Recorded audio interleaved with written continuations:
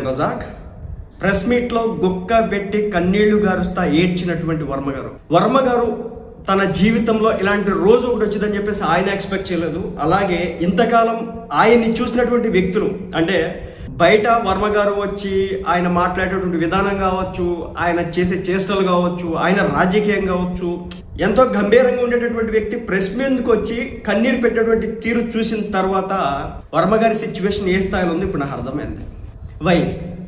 వర్మ గారిని ఎందుకు ఈ విధంగా ఇన్ఛార్జి పదవి నుంచి తీసేశారు? ఎక్కడ తప్పు జరిగింది? వర్మ నిజంగా తప్పు చేశారా?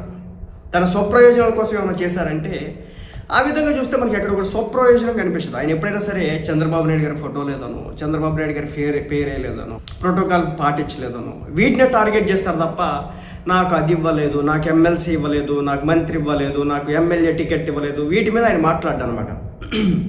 సో మొత్తానికి ఇప్పుడు టీడీపీ